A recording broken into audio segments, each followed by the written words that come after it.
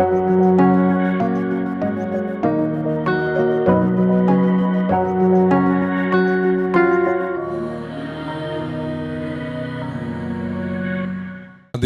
ഈ പുണ്യഭൂമിയിൽ ഇന്നേ ദിവസം ഇവിടെ വന്ന് സാക്ഷ്യം പറയാൻ ലഭിച്ച ഈ അനുഗ്രഹത്തെ പ്രതി ഞാൻ സർവശക്തനായ ദൈവത്തോടും കൃപാസനം മാതാവിനോടും ഞാൻ ഒത്തിരി നന്ദി പറഞ്ഞുകൊള്ളുന്നു.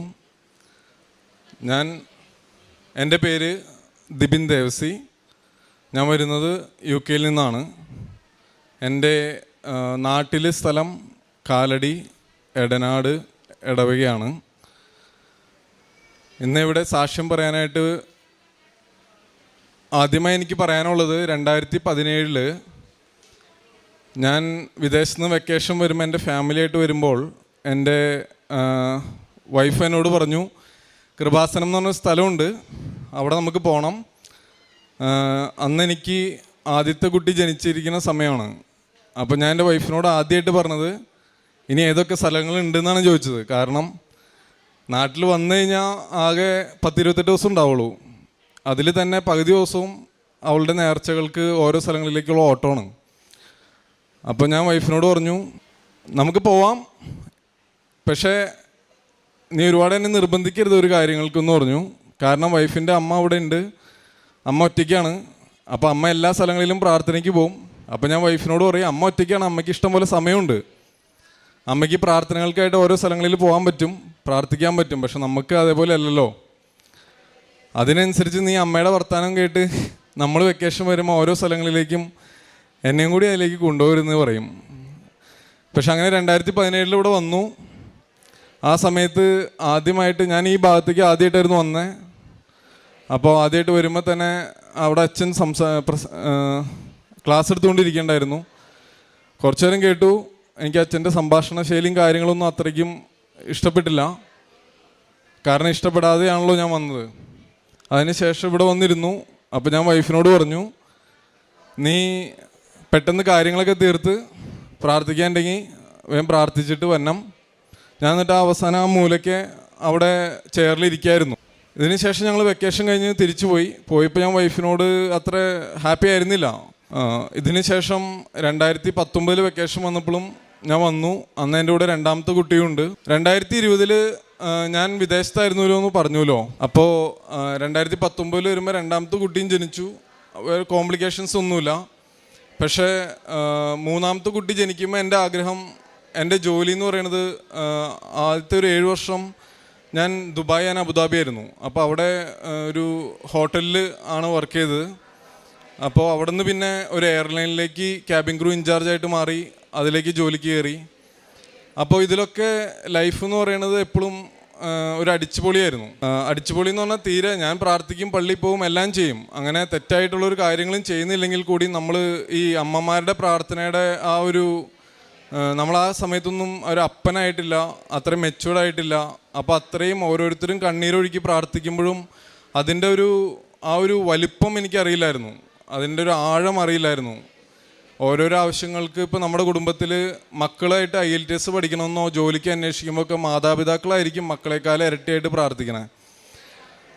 അപ്പോൾ ഇതെല്ലാം കഴിഞ്ഞ് 2020 എൻ്റെ ജോലി നഷ്ടപ്പെട്ടു.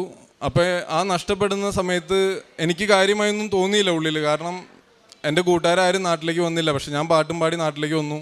കാരണം എൻ്റെ ആഗ്രഹം കുടുംബത്തോടുകൂടി ഒന്ന് നിൽക്കണമെന്നായിരുന്നു. മൂന്നാമത് കുട്ടി ജനിച്ചത് 2020 ഓഗസ്റ്റിലാണ്. കൊറോണ സമയത്തായിരുന്നു. അപ്പോൾ ഒത്തിരി കോംപ്ലിക്കേറ്റഡ് ആയിരുന്നു. അപ്പോഴാണ് ഞാൻ പ്രാർത്ഥനയിലേക്ക് ഒത്തിരി ആഗ്രഹിച്ച് വൈഫിൻ്റെ എന്താണ് കൃപാസനം, ആ ബുക്കുകളൊക്കെ എടുത്ത് പയ്യെ നോക്കി വായിച്ചു. അതിനുശേഷം നാട്ടിൽ വന്നതിന് ശേഷം ഇവിടെ വന്നു, പ്രാർത്ഥിച്ചു. പക്ഷെ അന്ന് എൻ്റെ പ്രാർത്ഥനയിൽ വ്യത്യാസം വന്നു. അന്നിവിടെ വരുന്നത് എന്തിനാണെന്ന് എനിക്ക് മനസ്സിലാക്കാനുള്ളൊരു ആരംഭമായിരുന്നു അത്. പക്ഷെ വന്ന് ഒരു മാസം, രണ്ടാമത്തെ മാസം തന്നെ വിദേശത്തേക്ക് പോകാനുള്ള അടുത്ത വഴികൾ നോക്കി വെച്ചിരുന്നു. 2022 ആദ്യം വൈഫും തൊട്ട് പുറകെ ഞാനും വിദേശത്തേക്ക് പോകുന്നു. അവിടെ ചെന്ന് ജോലി അന്വേഷിക്കുന്നു. പെട്ടെന്ന് ജോലി കിട്ടുന്നു. അപ്പോഴൊക്കെ എന്നിലുള്ള ഞാൻ എന്ന ഭാവം, ഓവർ കോൺഫിഡൻസ്, അത് എന്നിൽ വർദ്ധിക്കാൻ തുടങ്ങി. കാരണം എവിടെ ജോലി അപ്ലൈ ചെയ്താലും എനിക്കത് കിട്ടാൻ തുടങ്ങി. എനിക്കങ്ങനെ ജോലിക്കൊരു ബുദ്ധിമുട്ടുണ്ടായിരുന്നില്ലെങ്കിലും അവിടെ ഗ്രേറ്റ് ഓർമണ്ട് സ്ട്രീറ്റ് എന്ന് പറഞ്ഞാൽ വേൾഡിൽ തന്നെ ബെസ്റ്റ് ഹോസ്പിറ്റലിൽ ഒന്നായ ഹോസ്പിറ്റലിൽ എനിക്ക് എക്സ്പീരിയൻസ് ഉള്ളതുകൊണ്ടും അത്യാവശ്യം ഇംഗ്ലീഷ് ഹാൻഡിൽ ചെയ്യാൻ സാധിക്കുന്ന കാരണം എനിക്ക് അവിടെ തന്നെയാണ് ആദ്യമായിട്ട് ജോലി കിട്ടിയത്. അപ്പോൾ അവിടെ ജോലി കിട്ടി. അവിടെ ജോലി ചെയ്യുമ്പോഴാണ് ഞാൻ ഈ യാഥാർത്ഥ്യങ്ങൾ മനസ്സിലാക്കാൻ തുടങ്ങിയത്. കാരണം അത്രയും നാൾ ഹോസ്പിറ്റലിൽ വർക്ക് ചെയ്തുള്ള എയർലൈനിലും ഹോട്ടലിലുമാണ് വർക്ക് ചെയ്തിട്ടുള്ളത്. അന്നാണ് പ്രാർത്ഥനയിലേക്ക് ശരിക്കും ഓരോ കുട്ടികളും അനുഭവിക്കുന്ന ഓരോരോ ബുദ്ധിമുട്ടുകൾ, അവരുടെ രോഗങ്ങൾ ഇതെല്ലാം കണ്ടപ്പോഴാണ് ഇതിൻ്റെ വലിപ്പം, യാഥാർത്ഥ്യ ജീവിതം എന്താണെന്നും യാഥാർത്ഥ്യം എന്താണെന്നും എനിക്ക് മനസ്സിലായത്. ഈ ഗ്രേറ്റ് ഓർമണ്ട് സ്ട്രീറ്റിൽ വരുന്ന പിള്ളേരെന്ന് പറയുന്നത് ഈ വേൾഡിൽ തന്നെ ഏറ്റവും കോംപ്ലിക്കേറ്റഡ് ആയിട്ടുള്ള രോഗങ്ങളായിരിക്കും ആ ഹോസ്പിറ്റലിൽ അഡ്മിഷൻ എടുക്കുക. അപ്പോൾ അതിൽ ഇൻറ്റേർണൽ ഓർഗൻസ് ഇല്ലാത്ത പിള്ളേരുണ്ടാവും, അല്ലെങ്കിൽ ക്യാൻസർ സംബന്ധമായ അസുഖങ്ങളുള്ള പിള്ളേരുണ്ടാവും. അങ്ങനെ ഒത്തിരി ബുദ്ധിമുട്ടുകളിൽ കടന്നു പോകുന്നതാണ്. പക്ഷെ അവർക്ക് പൈസയുണ്ട്. ഇൻ്റർനാഷണൽ പേഷ്യൻസ് വാർഡ് എന്ന് പറഞ്ഞാൽ വലിയ വലിയ ഷേഖുമാരുടെയും വലിയ വലിയ കോടീശ്വരന്മാരുടെ കുട്ടികളൊക്കെ ആയിരിക്കും അവിടെ പേയ്മെൻറ്റ് കൊടുത്ത് അവർ ചികിത്സിക്കുക. അപ്പോൾ അന്ന് എനിക്കൊരു കാര്യം മനസ്സിലായി, ഒരു കാലത്ത് പൈസയാണ് എല്ലാം, അല്ലെങ്കിൽ പൈസ ഉണ്ടെങ്കിലാണ്, ഇന്നും നമ്മൾ വിശ്വസിക്കുന്നത് പൈസ ഉണ്ടെങ്കിലേ കാര്യങ്ങൾ നടക്കുകയുള്ളൂ, പൈസ വേണം. പക്ഷെ ആ ഒരു ഹോസ്പിറ്റലിലെ റൂമിൽ അവരെല്ലാം പൈസക്കാരാണ്. പക്ഷെ അവരുടെ ഉള്ള ഒരു പിഞ്ചോമന എന്ന് പറയണത് അവർക്ക് ആറ്റുനോറ്റിരുന്ന് കിട്ടിയതായിരിക്കും. പക്ഷേ ആ കുട്ടികളിൽ നിന്ന് എടുത്ത് താലോലിക്കാനോ അവരുടെ കൂടെ ഓടിക്കളിക്കാനോ മാതാപിതാക്കൾക്ക് സാധിക്കാത്തൊരവസ്ഥ എന്നെ ഒത്തിരിയധികം ചിന്തിപ്പിച്ചു. ഇനി അങ്ങോട്ട് മുന്നോട്ടാണെങ്കിൽ ഹെൽത്ത് കെയറിൽ തന്നെ ജോലി ചെയ്യണമെന്നും ഒരാഗ്രഹം എന്നിൽ വന്നു. ഇതിന് ശേഷം ഈ സാക്ഷ്യം പറയുന്ന മെയിൻ സാക്ഷ്യങ്ങൾ എന്തെന്ന് ചോദിച്ചാൽ, ഇതിന് ശേഷം ഒരു ദിവസം എൻ്റെ കുട്ടിക്ക്, രണ്ടാമത്തെ കുട്ടിക്ക് 40 ഡിഗ്രി പനി. അന്നേ ദിവസമാണ് എൻ്റെ ചേച്ചി മിഡ്ലാൻഡ്സിൽ മാഞ്ചസ്റ്ററിൽ നിന്നും എൻ്റെ വീട്ടിലേക്ക് ലണ്ടനിലേക്ക് ജസ്റ്റ് ഒരു വിസിറ്റിന് വരാണ്. 2 വർഷത്തെ എൻ്റെ ചേച്ചി എന്നെ കാണാൻ വന്നതാണ് ഒറ്റയ്ക്ക്. അതും എൻ്റെ ചേച്ചി ഒത്തിരി ദൈവത്തിൽ ആശ്രയിക്കുന്ന, പ്രാർത്ഥിക്കുന്ന, മുടങ്ങാതെ കുർബാന കാണാൻ ശ്രമിക്കുന്ന ഒരു വ്യക്തിയാണ്. എൻ്റെ ചേച്ചി എന്നെ കാണാൻ വന്ന ദിവസം രാത്രി 8:30 വരെ ഞങ്ങൾ കുക്ക് ചെയ്യണു, സംസാരിക്കണു, എല്ലാം ചെയ്തെങ്കിലും രാത്രി ഒരു 9 മണിയായപ്പോൾ എൻ്റെ കുട്ടിക്ക് 40 ഡിഗ്രി പനി. ആ പനി പിടിച്ച് അവനെയും കൊണ്ട് ഞങ്ങൾ ANEയിലേക്ക് ഓടി ചെന്നു.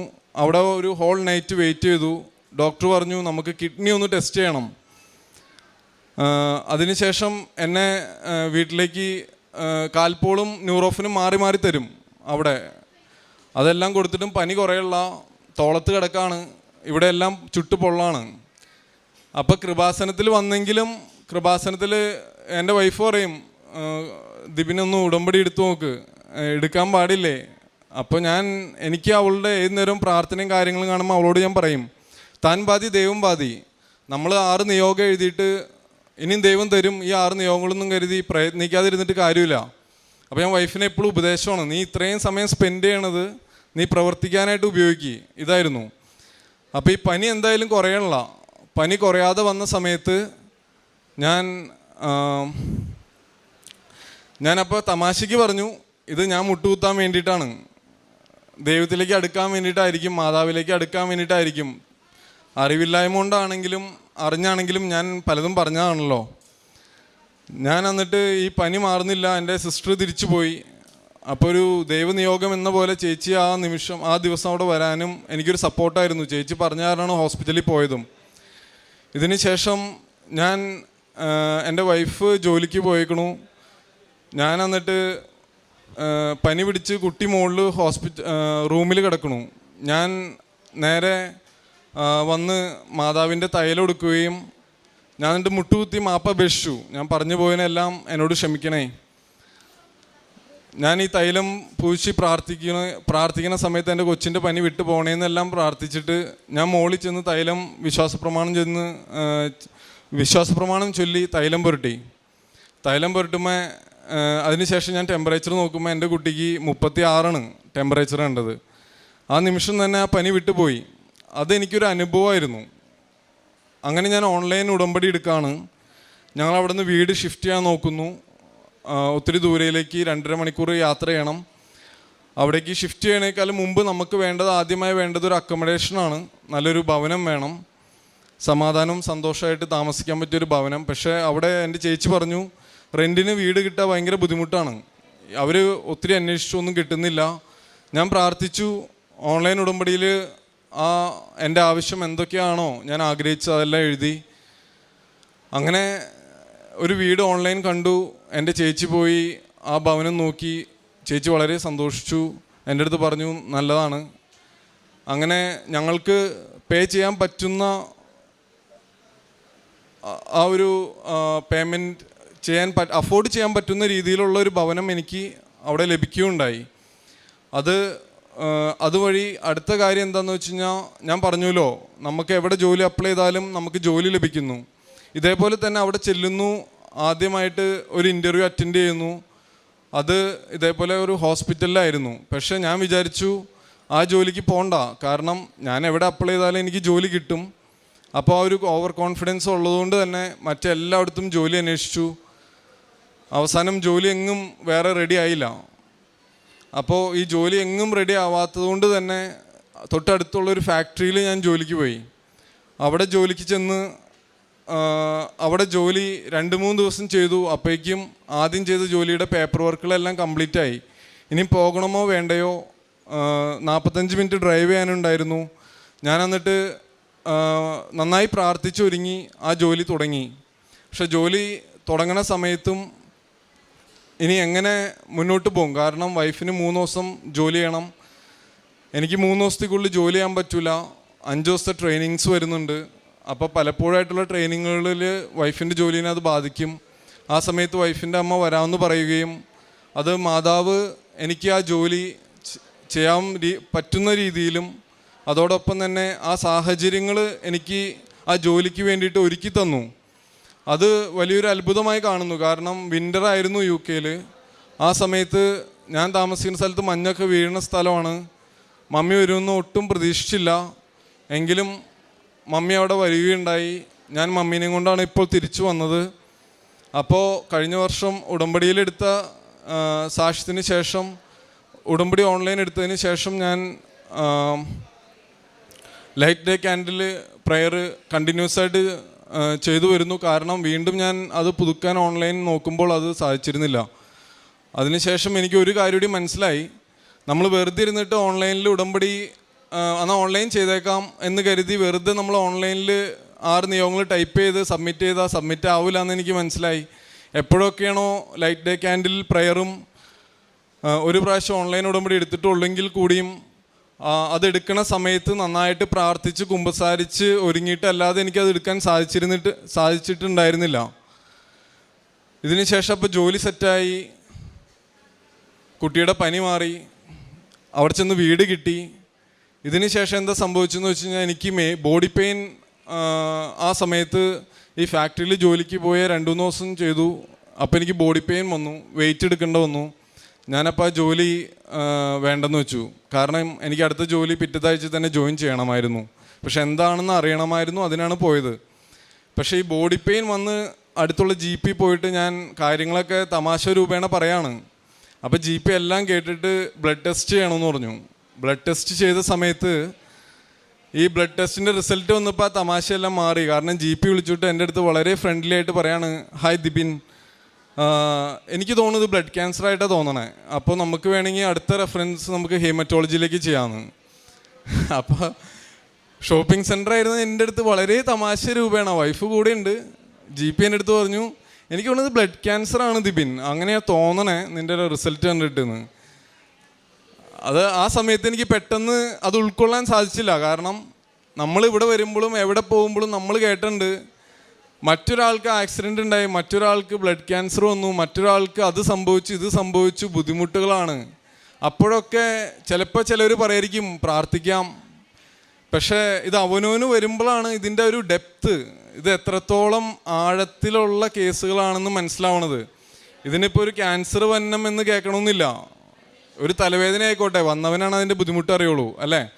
അപ്പോൾ ഞാൻ ആ നിമിഷം അത് പെട്ടെന്ന് ഉൾക്കൊണ്ടില്ലെങ്കിലും വീട്ടിൽ ചെന്ന് അതൊരു ആഴ്ച എടുത്തു എനിക്കൊന്ന്. കാരണം 2-3 വീക്സോളം ഉണ്ട് എനിക്ക് അടുത്ത അപ്പോയിൻമെൻറ്റ്. ഞാനത് വൈഫിനോട് പറഞ്ഞു. പക്ഷെ അവൾ പ്രാർത്ഥിക്കണോണ്ടും എപ്പോഴും ഈ പ്രാർത്ഥിക്കണോണ്ടാണെന്നും അറിയില്ല, അവളോട് എന്തെങ്കിലും പറഞ്ഞാൽ അവൾ പെട്ടെന്ന് അങ്ങനെ കരയണതോ അങ്ങനെ തകരണതോ ആയിട്ട് ഞാൻ കണ്ടിട്ടില്ല. കരയാണെങ്കിൽ എൻ്റെ മുമ്പിൽ കരയില്ല, മാതാവിനോടെ കരയുള്ളൂ, മാതാവിൻ്റെ അടുത്ത് പ്രാർത്ഥിച്ചിട്ടേ കരയുള്ളൂ. അങ്ങനെ ശരി ഞാൻ സമ്മതിച്ചു. ഓക്കെ, ഇതാണ് ദൈവത്തിൻ്റെ ഹിതങ്ങി, നടക്കട്ടെ. കാരണം എനിക്കിതൊന്നും ചെയ്യാനില്ലല്ലോ. അപ്പോൾ നമുക്ക് ഇതിൻ്റെ ട്രീറ്റ്മെൻറ്റോ കാര്യങ്ങളോ അങ്ങനെയാണെന്ന് വെച്ച് കഴിഞ്ഞാൽ മുന്നോട്ട് പോകാം. അപ്പോൾ എനിക്കറിയാം എൻ്റെ ഒരു ആൻറ്റിക്ക് ഇത് വന്ന് ഇതല്ല വന്നതാണ്, പക്ഷേ ഇതേപോലെ ഒരു അസുഖം വന്നിട്ട് വളരെ കോൺഫിഡൻറ്റോടുകൂടി ആൻറ്റി എൻ്റെ അടുത്ത് പറഞ്ഞു, ദിബിനെ ഇതെല്ലാം ദൈവത്തിൻ്റെ കയ്യിലാണ്. അപ്പോൾ ഞാനും വിചാരിച്ചു, ദൈവം, എൻ്റെ അമ്മ എപ്പോഴും പറയും, ദൈവം അറിയാതെയും അനുവദിക്കാതെയും നിൻ്റെ ജീവിതത്തിൽ ഒന്നും സംഭവിക്കില്ല എന്ന്. അപ്പോൾ ഈ കഴിഞ്ഞ 1.5 വർഷമായിട്ട് എന്നും എൻ്റെ മനസ്സിൽ ഇതിങ്ങനെ വന്നുകൊണ്ടിരിക്കും. ദൈവം അറിയാതെയും അനുവദിക്കാതെയും നിൻ്റെ ജീവിതത്തിൽ ഒന്നും തന്നെ സംഭവിക്കില്ല. ഇതെപ്പോഴും നമ്മളിങ്ങനെ ഇത് 1.5 വർഷമായിട്ട് എൻ്റെ ഉള്ളിൽ ഇങ്ങനെ എപ്പോഴും ഞാൻ പറഞ്ഞുകൊണ്ടിരിക്കുന്ന ഒരു കാര്യമാണ്. അങ്ങനെ ഇതിൻ്റെ റിസൾട്ട് വന്നു. ഞാൻ ഹെമറ്റോളജിയിൽ ഡോക്ടറെ കാണാൻ പോയി. അവിടെ ചെന്നിരുന്നപ്പോഴാണ് എനിക്ക് അതിൻ്റെ കുറച്ചുകൂടി ആഴം മനസ്സിലായത്. എല്ലാവരും ഒരു 55 വയസ്സിന് മേലെ പ്രായമുള്ളവരാണ്. മിക്കവർക്കും മുടിയൊന്നുമില്ല. അപ്പോൾ തൊട്ടവിടെ ഒരു വിഗിൻ്റെ കടയുണ്ട്. അപ്പോഴാണ് ഞാൻ ശരിക്കും പറഞ്ഞാൽ പിള്ളേരെ കുറിച്ചും അതിൻ്റെ ഒരു റിയാലിറ്റിയിലേക്ക് കടന്നോ, ദൈവമേ ഒരു ചാൻസ് പ്ലീസ്, അങ്ങനെ ചിന്തിച്ചത്. പക്ഷെ ഡോക്ടറെ കണ്ടു. ഡോക്ടർ പറഞ്ഞു, നമുക്ക് ബ്ലഡ് ടെസ്റ്റ് ഇപ്പോൾ തന്നെ ചെയ്യണം. നീ സ്പെഷ്യൽ പാത്ത് വേക്കടെ വന്നുകൊണ്ടാണ് നിനക്ക് പെട്ടെന്ന് നിനക്ക് കാണാൻ സാധിച്ചത്. അന്ന് നമുക്കിതിൻ്റെ പെട്ടെന്ന് തന്നെ ഇതിൻ്റെ റിസൾട്ട് നോക്കിയിട്ട് ഒരു തീരുമാനം പറയാമെന്ന് പറഞ്ഞു. ഞാൻ എല്ലാ കാര്യവും വളരെ ഓപ്പണായിട്ട് ഡോക്ടറോട് പറഞ്ഞു. ഡോക്ടർ ബ്ലഡ് ടെസ്റ്റുകളെല്ലാം നടത്തി. അത് കഴിഞ്ഞ് വീണ്ടും 1 വീക്ക് 2 വീക്സോളം എടുത്തു എൻ്റെ റിസൾട്ട് വരാൻ. അപ്പോൾ റിസൾട്ടിൽ പറയണത് എന്താണെന്ന് വെച്ച് കഴിഞ്ഞാൽ ഡോക്ടർ സൈൻ ഓഫ് ചെയ്തു. എന്നിട്ട് പറഞ്ഞു, നമുക്ക് വൈറ്റമിൻ ഡി അല്ലെങ്കിൽ അത്തരത്തിലുള്ള ഒരു ടെസ്റ്റുകൾ കൂടി നടത്താം. നിനക്ക് ക്യാൻസറിൻ്റേതായിട്ടുള്ള ഒരു ലക്ഷണങ്ങളും അല്ലെങ്കിൽ അതിൻ്റേതായിട്ട് സ്ഥിരീകരിക്കാവുന്ന ഒരു കാരണങ്ങളും ഇല്ല എന്നാണ് അതിൽ പറയണത്. അപ്പോൾ അത് ആ സമയത്ത് അറിയാലോ, എല്ലാവരെ പോലെ കൂടെ നമ്മൾ ദൈവത്തോട് ഏറ്റവും കൂടുതൽ ചേരണ സമയമാണ് നമുക്ക് ബുദ്ധിമുട്ടുകൾ വരുമ്പോൾ. ആ ബുദ്ധിമുട്ടുകളുടെ കാലം കഴിയുമ്പോൾ നമ്മൾ വീണ്ടും കംഫർട്ട് സോണിലേക്ക് പോകും. പിന്നെ പേരിന് മാത്രമേ മാറും. അപ്പോൾ എൻ്റെ ഈ സാക്ഷ്യത്തിൽ എനിക്ക് തോന്നുന്നു ഏറ്റവും വലിയൊരു സാക്ഷ്യമാണ് അത്. കാരണം അതിലൂടെ കടന്നു പോയവർക്കറിയാം അതിൻ്റെ വലിപ്പം എത്രമാത്രമാണെന്ന്. ഇതിന് ശേഷം അതല്ലെന്ന് സ്ഥിരീകരിച്ചു. അപ്പോൾ എൻ്റെ ഞാൻ കാറിനെ കുറിച്ച് പറഞ്ഞിരുന്നില്ല. അപ്പോൾ കാറ് എനിക്ക് മാറ്റണമെന്നുണ്ടായിരുന്നു എൻ്റെ കാറ്. അപ്പോൾ ഈ കാറെന്ന് പറയുന്നത് ഒരു 20 ഇയേഴ്സോളം പഴക്കമുള്ള ഒരു കാറാണ്. എങ്കിലും നല്ല കാറാണെങ്കിലും അതിൻ്റെ ഓട്ടോമാറ്റിക് ആയതുകൊണ്ട് തന്നെ ആ ഗിയറുകളുടെ ഷിഫ്റ്റിങ്ങും കാര്യങ്ങളെല്ലാം പ്രോപ്പറായിട്ട് മാറുന്നുണ്ടായിരുന്നില്ല. അപ്പോൾ ഞാൻ മനസ്സിൽ പറഞ്ഞു, ഓൺലൈൻ ഈ ലൈറ്റ് ഡേ ക്യാൻഡിലിൽ ഞാൻ മെൻഷൻ ചെയ്തിരുന്നു, എനിക്ക് നല്ലൊരു കാറ് വേണം മാതാവേ. പക്ഷേ എൻ്റെ ഇപ്പോൾ ഉള്ള വണ്ടി എനിക്ക് മറ്റൊരാൾക്ക് കൊടുക്കാൻ എനിക്ക് മനസ്സ് വരുന്നില്ല, മറ്റൊരാൾ ഉപയോഗിക്കണമെന്നും ഞാൻ ആഗ്രഹിക്കുന്നില്ല. കാരണം ചെറിയൊരു വണ്ടി, അത് പഴക്കം ചെന്ന വണ്ടി വാങ്ങിക്കുന്നത് തീർച്ചയായിട്ടും ഒരുപാട് സാലറിയോ അല്ലെങ്കിൽ അതിന് മാത്രം സാമ്പത്തികമുള്ള ഒരാളായിരിക്കില്ല. പക്ഷെ ആ വണ്ടി മനസ്സറിഞ്ഞ് എനിക്കൊരാളും വാങ്ങിക്കണമെന്ന് ആഗ്രഹിക്കാത്തത് കൊണ്ട് ഞാൻ മാതാവിനോട് പറഞ്ഞു, ഇതിന് ഒരു വഴി നീ കാട്ടി തന്നെ ഈ വണ്ടിയൊന്നും മാറ്റാൻ. ഞാൻ ഡ്യൂട്ടിക്ക് പോകായിരുന്നു. ഒരു സിഗ്നലിൻ്റെ നടുക്ക് എത്തിക്കഴിഞ്ഞപ്പോൾ പെട്ടെന്ന് റൈറ്റിൽ നിന്ന് ഒരു കാറ് വന്ന് ഒറ്റയിടി. അന്നേ വരെ ആക്സിഡൻറ്റ് എന്താണെന്ന് ഞാൻ കണ്ടിട്ടില്ല, പക്ഷെ കേട്ടിട്ടുണ്ട്. അതിൻ്റെ വലിപ്പം അറിയില്ലായിരുന്നു. പിന്നീടുണ്ടായ അരമണിക്കൂർ ഞാൻ അവിടെ ഇരുന്ന് ഉരുകായിരുന്നു. പക്ഷെ ഞാൻ അവിടെ പറഞ്ഞൊരു കാര്യം, അവിടെ ആക്സിഡൻറ്റുകൾ സംഭവിക്കുമ്പോൾ നമ്മൾ പോലീസിനെ വിളിക്കുകയോ അവിടെ സഹായിക്കാൻ റോട്ടിലൂടെ ആൾക്കാർ വന്ന് സഹായിക്കുകയല്ല, നമ്മൾ ഇൻഷുറൻസിനെ നേരിട്ട് വിളിക്കുകയാണ് ചെയ്യണേ. ഞാൻ പറഞ്ഞു, എൻ്റെ മാതാവേ, എനിക്ക് എൻ്റെ കാര്യങ്ങളെല്ലാം നടത്തി തന്നെ സംഭവിച്ചു. ആ ഇടിച്ച ആൾ വന്ന് ഡോറ് നോക്ക് ചെയ്തിട്ട് തുറക്കാൻ പറ്റുന്നില്ല. അപ്പുറ സൈഡിൽ വന്ന് എനിക്ക് എഴുതി തന്നിട്ട് എൻ്റെ അടുത്ത് പറഞ്ഞു, നീ ഇൻഷുറൻസിനെ വിളിച്ചാൽ മതി. അവിടുന്ന് അങ്ങോട്ടുള്ള എല്ലാ കാര്യങ്ങളും 3-ാമത്തെ ദിവസം എനിക്ക് എൻ്റെ കാറിൻ്റെ പേയ്മെൻറ്റ് കിട്ടി. ഞാൻ അറിയാവുന്ന എൻ്റെ കൂട്ടുകാരോട് പറഞ്ഞു, ആ കാറിന് കിട്ടാവുന്നതിനേക്കാളും കൂടുതൽ മാർക്കറ്റ് വാല്യൂ അവിടെ കിട്ടി.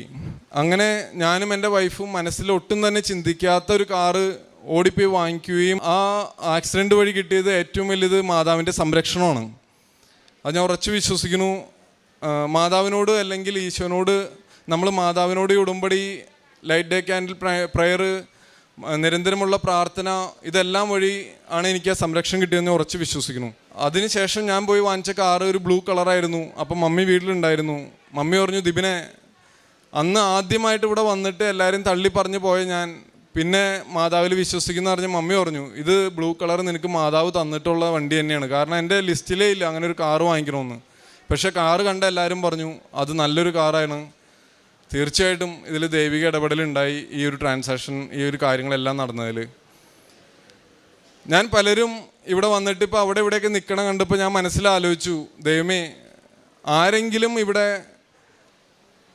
സ്വന്തം മക്കളുടെ കൂടെ ഒരു കൂട്ടിന് വന്നതായിട്ടോ, അല്ലെങ്കിൽ ജസ്റ്റ് കൃപാസനത്തിൽ എത്തിക്കാൻ വേണ്ടി കൂടെ വന്നതായിട്ടോ, അതല്ലെങ്കിൽ ഭാര്യ നിർബന്ധിച്ചു ഇവിടെ വന്നു, ഇവിടെ കണ്ടു, തിരിച്ചു പോയി. അപ്പം ഈ രീതിയിൽ ആരെങ്കിലും ഉണ്ടെങ്കിൽ തന്നെ അവരൊരു രീതിയിലും ഭയപ്പെടണ്ട. കാരണം ഈ അച്ഛൻ, ഞാൻ ആദ്യമായ ദിവസം ഇവിടെ വന്നപ്പോൾ അച്ഛൻ്റെ ഈ ഇവിടുത്തെ സാക്ഷ്യങ്ങളിലും അച്ഛൻ സംസാരിക്കുന്നതിലൊക്കെ ഒരു കാര്യം പറയുന്നുണ്ട്, ഒരു ദൈവവിളി ഇല്ലാതെ ഒരിക്കലും ഒരാൾക്കും ഈ പുണ്യഭൂമിയിൽ കാല് ചവിട്ടാൻ സാധിക്കില്ല എന്ന്. അപ്പോൾ അത് എൻ്റെ ഒരു സാക്ഷ്യം വഴി ഞാനത് വീണ്ടും പറയാണ്. നിങ്ങൾ എവിടെ ഉറങ്ങിക്കിടന്നാലും ഈ പുണ്യഭൂമിയിൽ എത്ര സംശയിച്ച് കാല് ചവിട്ടിയാലും പൈസയും ആരോഗ്യവും ഉള്ളപ്പോൾ ഇവിടെ വന്ന് കാഴ്ചക്കാരനെ പോലെ എല്ലാം കണ്ട് കാഴ്ചക്കാരനെ പോലെ തിരിച്ചു പോയാൽ പോലും പേടിക്കണ്ട. ഇവിടെ വന്നിട്ടുണ്ടെങ്കിൽ അവിടെ മാതാവ് നിങ്ങളെ സ്നേഹിക്കുന്നുണ്ട്. അവിടെ ഈശോൻ്റെയും തിരുരക്തത്തിൻ്റെയും വിശുദ്ധ കുരിശിൻ്റെയും ഒരു സംരക്ഷണം നിങ്ങളിലുണ്ട്. അത് തീർച്ചയായിട്ടും എൻ്റെ ഈ സാക്ഷ്യത്തിലൂടെ ഇവിടെ നിന്ന് എനിക്കിത് പറയാൻ സാധിക്കും. പിന്നെ ഇന്നിവിടെ സാക്ഷ്യം പറയാൻ വന്നപ്പോൾ തന്നെ എനിക്കൊരു ഡൗട്ട് ഉണ്ടായിരുന്നു, എനിക്ക് സാക്ഷ്യം പറയാൻ പറ്റുമോ ഇല്ലയോ എന്ന്. സിസ്റ്ററിനും ഒരു ചെറിയ ഡൗട്ട് തുടക്കത്തിലുണ്ടായി. പക്ഷേ ഞാൻ ഇവിടെ സാക്ഷ്യം പറയണമെന്നുള്ളതും ഇവിടെ ഈ ആൾത്താരയിൽ ഞാൻ മൈക്ക് പിടിച്ച് നിൽക്കുമെന്നുള്ളതും എനിക്ക് ഉറപ്പായിരുന്നു. കാരണം ഞാനിവിടെ ഈ സാക്ഷ്യം പറയും. ഞാൻ ഈ ലൈഫിലൂടെ എല്ലാം ഇവിടെ വന്നിട്ടുള്ള അനുഭവങ്ങളിലൂടെ കടന്നു പോയപ്പോൾ എനിക്ക് മനസ്സിലായി, എന്നെ ഇതിലൂടെ എല്ലാം ദൈവം നടത്തിക്കൊണ്ട് പോയത് മാതാവിൻ്റെ ഒരു പ്രത്യേക ദൈവത്തിൻ്റെ പദ്ധതിയാണ്. കാരണം ഇവിടെ ഇന്ന് മയക്കം പിടിച്ച് ഈ നിമിഷം ഇവിടെ നിൽക്കണം എന്നുള്ളതിന് ഒരു പ്രത്യേക പദ്ധതി ഉണ്ട്. അത് ഞാൻ ഉറച്ച് വിശ്വസിക്കുന്നു. കാരണം ഇന്നിവിടെ വരുമ്പോൾ വിദേശത്തു നിന്ന് തന്നെ ഓസ്ട്രേലിയയിൽ നിന്നുള്ള എൻ്റെ കൂട്ടുകാരനായിട്ട് വന്നതാണ്. അപ്പോൾ അവനും ഇതേപോലെ 2-3 ദിവസം കൂടി നാട്ടിലുള്ളൂ, ഞാനും 2-3 ദിവസം കൂടി ഉള്ളൂ. അപ്പോൾ അവൻ്റെ അടുത്ത് ഞാൻ പറഞ്ഞു, ഞാൻ നിന്നെ വിളിക്കണത് കൃപാസനം എന്ന് പറഞ്ഞ സ്ഥലത്തേക്ക് പോകാനാണ്, നീ ഒരു ദിവസം എടുത്തോളൂ, ആലോചിച്ചോളൂ. പക്ഷെ മനസ്സില്ലാതെ ഞാൻ വിളിച്ചതിൻ്റെ പേരിൽ നീ വണ്ടി എടുത്ത് വെറുതെ എൻ്റെ കൂടെ ഒരു കമ്പനിക്ക് വേണ്ടി വരണ്ട. കാരണം ഇവിടെ എന്താണ് നടക്കണമെന്നും ഇവിടുത്തെ സിസ്റ്റം എന്താണെന്നും എല്ലാം നന്നായി എനിക്ക് മനസ്സിലായി. ആദ്യം ഇവിടെ വന്ന് ഒന്നും ഇഷ്ടപ്പെടാതെ അന്നാ ഫേസ്ബുക്കിൽ വഴിയും യൂട്യൂബ് വഴിയും ഷെയർ ചെയ്തോളൂ എന്ന് എപ്പോഴും അച്ഛൻ പറയുമ്പോഴും അല്ലെങ്കിൽ ആരെങ്കിലും പറയുമ്പോൾ ഞാൻ ചിന്തിക്കും, എത്രയോ നല്ല പരിപാടിയാണ്. കാരണം ഈ ഷെയറിങ് കൂട്ടാനും കണ്ടൻറ് ക്രിയേഷനും പൈസ ഉണ്ടാക്കാനും വേണ്ടിയിട്ടാണോ എന്ന് അന്ന് തുടക്കകാലത്ത് ഞാൻ സംശയിച്ചു പോയി. എന്നെപ്പോലെ ഒത്തിരി യൂത്തായിട്ടുള്ള ഒത്തിരി പേര് ഇങ്ങനെ ചിന്തിക്കുന്നവരുണ്ടെന്ന് എനിക്ക് ഉറപ്പാണ്. കാരണം 4 പേര് കൂടുന്നിടത്ത് ഒരിടയ്ക്ക് കൃപാസനത്തെക്കുറിച്ച് കുറ്റം പറയായിരുന്നു. അപ്പോൾ ആരെങ്കിലും പറയാണ്, കൃപാസനത്തിൽ തന്നെ പോകണമെന്നില്ല, ഇതേപോലെ എന്തോരം സ്ഥലങ്ങളുണ്ട്, ചെകുത്താൻ വരെ അത്ഭുതങ്ങൾ പ്രവർത്തിക്കും. അപ്പം ഞാനും പറയും, ശരിയാ, ചെകുത്താനും വരെ അത്ഭുതങ്ങൾ പ്രവർത്തിക്കും, അതിന് കൃപാസനത്തിൽ ഇപ്പോൾ അത്ഭുതങ്ങൾ നടക്കുന്നത് ഇതുകൊണ്ടായിരിക്കണമെന്നില്ലല്ലോ എന്നെല്ലാം പറഞ്ഞ് ഞാനും സപ്പോർട്ട് ചെയ്യായിരുന്നു. പക്ഷേ പിന്നീട് എനിക്ക് മനസ്സിലായി, ചിലപ്പോൾ എൻ്റെ അപ്പച്ചൻ പറഞ്ഞിട്ടുണ്ട്, നിനക്ക് പിള്ളേരുണ്ടാവുമ്പോഴാണ് ആ പിള്ളേർ വഴി ഓരോ കാര്യങ്ങൾ നമുക്ക് മനസ്സിലാവുള്ളൂ എന്നുള്ളത്. അപ്പോൾ പ്രായത്തിൻ്റെ ഒരു പ്രശ്നം എവിടെയൊക്കെയോ ഉണ്ട് നമ്മളിൽ. പിന്നെ നാടെന്ന് പറയുന്നത് ഒരു കംഫർട്ട് സോണാണ്. ഈ നാട്ടിൽ നമുക്ക് ഒന്നും വേണ്ട, ഇവിടെ വന്ന് നമുക്ക് അപ്പച്ചൻ്റെ അമ്മച്ചിയുണ്ട്, സഹോദരങ്ങളുണ്ട്, നമുക്ക് നല്ല അന്തരീക്ഷമുണ്ട്. പക്ഷെ നമ്മൾ വിദേശത്തേക്ക് പോയി കഴിഞ്ഞാൽ, ഇവിടെ ഒത്തിരി പേര് ഇരിക്കുന്നുണ്ടാവും, പ്രാർത്ഥിക്കുന്നുണ്ടാവും വിദേശത്തേക്ക് പോകാൻ. പക്ഷെ വിദേശത്തേക്ക് പോയി കഴിഞ്ഞാൽ നമ്മുടെ പ്രാർത്ഥനാ ജീവിതം ഒത്തിരി വർദ്ധിക്കും.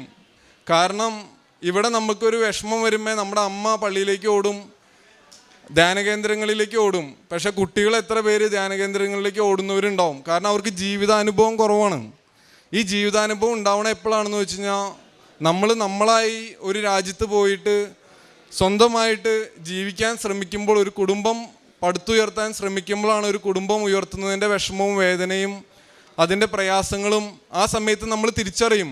നമ്മുടെ അപ്പനില്ല, അമ്മയില്ല, ആരുമില്ല. ആരാ ഉള്ളത്? നമ്മുടെ റൂമിൽ വെച്ചിരിക്കുന്ന കുരിശുമേൽ തൂങ്ങിക്കിടക്കുന്ന നമ്മുടെ ഈശോ, മാതാവ്, ഇതൊക്കെയാണ് നമുക്കുള്ളത് കൂട്ട്. അപ്പോൾ നമ്മുടെ വിശ്വാസം വർദ്ധിക്കും. മറ്റാരോടും പറഞ്ഞ് നമ്മുടെ വിഷമങ്ങൾ ഷെയർ ചെയ്ത് നടന്നൊരു സമയം ഉണ്ടാവും. ഇപ്പോൾ ഏറ്റവും കൂടുതൽ എല്ലാവരും ഫൈനാൻഷ്യൽ ക്രൈസിസ് ആയിക്കോട്ടെ, ഹെൽത്ത് കണ്ടീഷൻ ആയിക്കോട്ടെ, എന്ത് ഇഷ്യൂ വന്നാലും ആരും ആരോടും പറയാൻ ആഗ്രഹിക്കുന്നില്ല.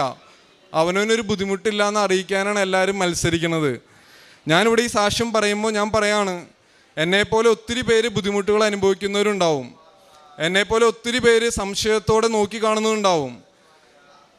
ഈ കൃപാസനം എന്നുള്ളത് സ്വർഗത്തിനും ഭൂമിക്കും ഇടയ്ക്ക് ദൈവം പണിതിട്ടുള്ള ഒരു ബ്രിഡ്ജാണ്. ഈ ബ്രിഡ്ജിലൂടെ ഇവർ പറയുന്ന കാര്യങ്ങൾ അതൊരിക്കലും നമ്മൾ സത്യക്രിസ്ത്യാനികൾ അല്ലെങ്കിൽ ദൈവത്തിൽ വിശ്വസിക്കുന്നവർ പാലിക്കേണ്ട കാര്യങ്ങളെ ഇവിടെ പറയുന്നുള്ളൂ. അതുകൊണ്ട് തന്നെ തീർച്ചയായിട്ടും ഈ കൃപാസനത്തിൽ വന്നിട്ടുള്ള ഒരാൾ പോലും എല്ലാം ഉൾക്കൊള്ളാൻ സാധിച്ചില്ലെങ്കിൽ പോലും ഒരു ദൈവവിളി ഇല്ലാതെ ഇവിടെ വരാൻ സാധിക്കില്ല എന്നും അതുവഴി അവരറിയാതെ തന്നെ ഒത്തിരി അനുഗ്രഹങ്ങൾക്കിടെ ഒരു ബണ്ടിലായിട്ടാണ് അവർ ഇവിടുന്ന് തിരിച്ചു പോകുന്നത് എന്ന് ഞാൻ ഉറച്ചു വിശ്വസിക്കുന്നു.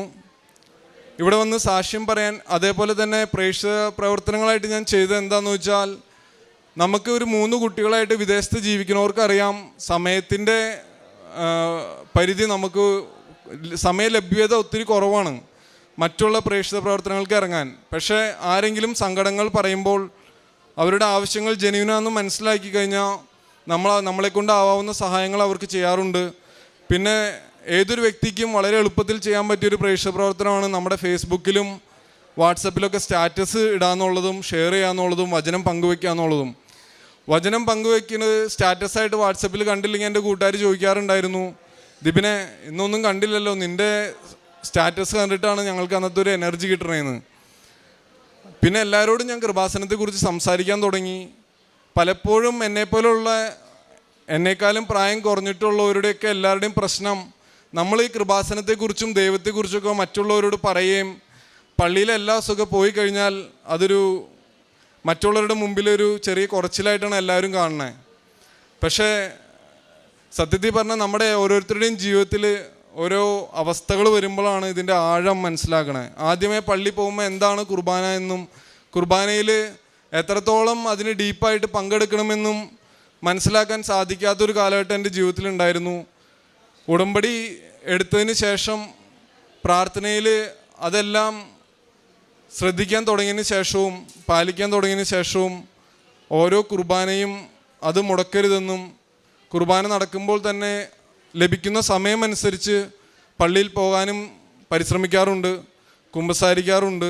ഇത്രയേറെ അനുഗ്രഹങ്ങൾ തന്ന കൃപാസന മാതാവിനും അതോടൊപ്പം തന്നെ സർവശക്തനായ ദൈവത്തിനും 1000 നന്ദി. ഒരു കാര്യം പറയാൻ ഞാൻ വിട്ടുപോയി.